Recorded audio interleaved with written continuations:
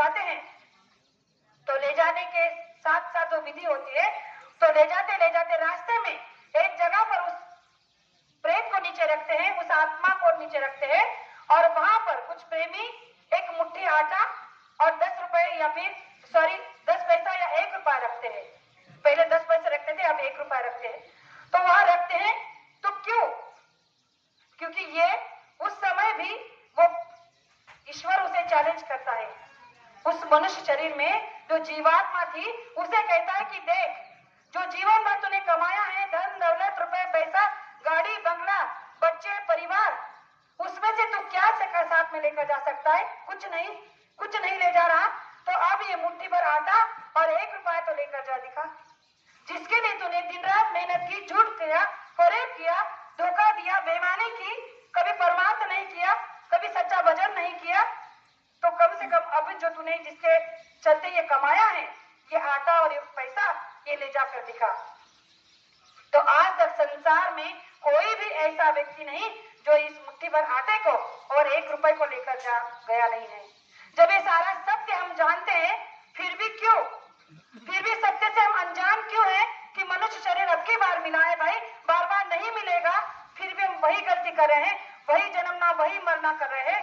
तो गुरु महाराज ने कहा कि जैसा कर्म करोगे वैसा भुगतान आपको भुगतना होगा, क्योंकि ये देश कर्म प्रधान है, या कर्म को प्रधानता दी गई है। इसीलिए कहा जाता है कि कर्म प्रधान विश्व रचि राखा, जो 10 कर्म करी 10 फल चाखा। 1-2 मिनट का मैं अपना प्रमाण रखकर सेवे को विराम दूंगी कि कर्म किस तरह से होना चाहिए और कर्म की व्याख्या कितनी बड़ी होती है। एक सत्संगी प्रेमी था जिसने गुरु महाराज से 20 साल पहले नामदान लिया था। 20 साल नामदान लिए हुए था, और लेकिन जिस दिन उसने नामदान लिया उसी दिन से उसने सभी बुरे कामों को छोड़ दिया था। मेहनत ईमानदारी से कमाता था, अपने घर परिवार में सुख शांति से रहता था, माँ बाप की सेवा करता था, दुकान दफ्तर खेती का काम मेहनत से करता था, सुबह शाम ध्यान भजन सुमिरन करता था, सत्संग में जाता था, सेवा करता था, यानी कि जितने भी सत्संगी के गुण होते हैं उसने अपने आप में आत्मसात किए थे। लेकिन कुछ वर्षों बाद उसके साथ में ऐसा हुआ कि उसके 3 बड़े मेजर ऑपरेशन हो गए और 5 छोटे माइनर ऑपरेशन हुए। अब 6 महीने से वो बेड पर था और बेड पर पड़े पड़े रो रहा था और गुरु महाराज से प्रार्थना विनती करता था कि ऐसे कौन से मेरे कर्म रह गए हैं कि जिसकी सजा इतनी भयानक मुझे मिल रही है कि मैं 6 महीने से बेड पर हूँ, लेकिन एक पल की चैन नहीं, एक पल का आराम नहीं, इतना दर्द, इतनी तकलीफ मुझे हो रही है कि मैं बता नहीं सकता। तो मालिक, ऐसे कौन से कर्म मेरे थे जिसकी सजा मुझे भुगतनी पड़ रही है? मैंने तो जिस दिन से नामदान लिया उस दिन से आपके आदेश के अनुसार ही अपना जीवन व्यतीत किया है, और उसके अतिरिक्त मैंने कुछ भी ऐसा कर्म नहीं किया। मैंने पराई माँ बहनी को अपने बहन बेटी समझा है, कभी कोई गलत काम नहीं किया है, लेकिन फिर भी मेरा कोई ऐसा तो कर्म होगा जिसकी सजा मुझे मिल रही है, कृपा कर मुझे ज्ञान करा दीजिए। रो रहा था, गुरु महाराज से प्रार्थना विनती कर रहा था, और जब एक दिन रात को सोया तो सोते वक्त उसने एक ख्वाब, एक सपना देखा।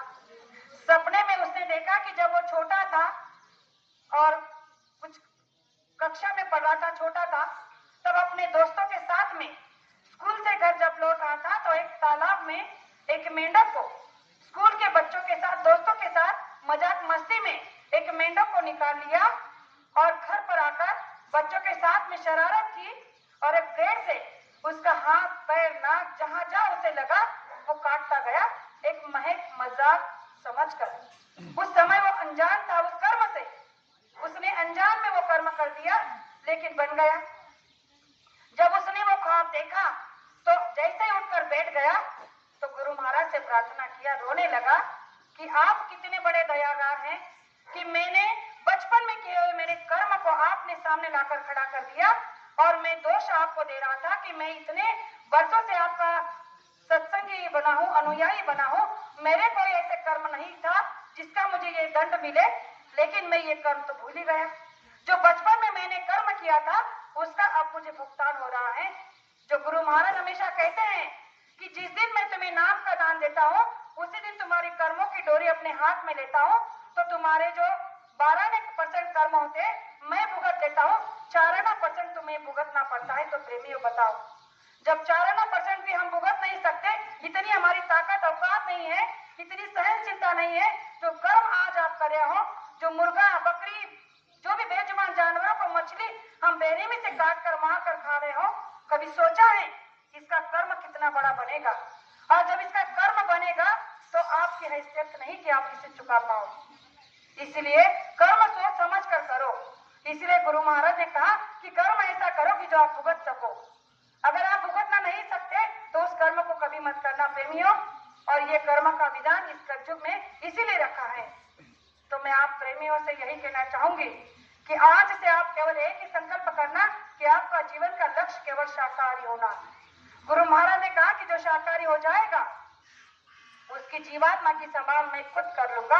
ये गुरु महाराज का अभिवाचन है कि उन्होंने ये तमाम विश्व के लोगों को कहा है कि मैं तुम शाकाहारी की रक्षा करूंगा। इसीलिए हम लोग हर इतवार को ये शाकाहारी की रैली निकालते हैं। अपने खुद के खर्चे से, डीजल से हम सभी लोग अपने घर से चलते हैं, गांव गांव शहर नुक्कड़ में जाकर प्रेमियों को समझाते हैं, आवाज लगाते हैं कि आप शाकाहारी हो जाओ। बाबा जी का कहना शाकाहारी रहना, मानवता का कर दिया नाश, पीकर दारू खाकर मांस। ये जो अर्जियां हम लगाते हैं इसका पीछे का एक ही कारण है कि आपकी जीवात्मा दोबारा नर्क में ना जाए। इसीलिए हम ये दरखास्त और विनती करते हैं। लेकिन अर्जी हमारी रहेगी, अर्जी आपकी रहेगी। तो आपके सामने दो बातें रखी, हो सकता कहने में एक आध शब्द ऐसा निकल गया हो जो मुझे नहीं कहना चाहिए था, तो मुझे आपकी छोटी बेटी समझकर माफ करना, ऐसे आशा करती हूँ। और मेरे दो शब्द को यही विराम देना चाहती हूँ। जय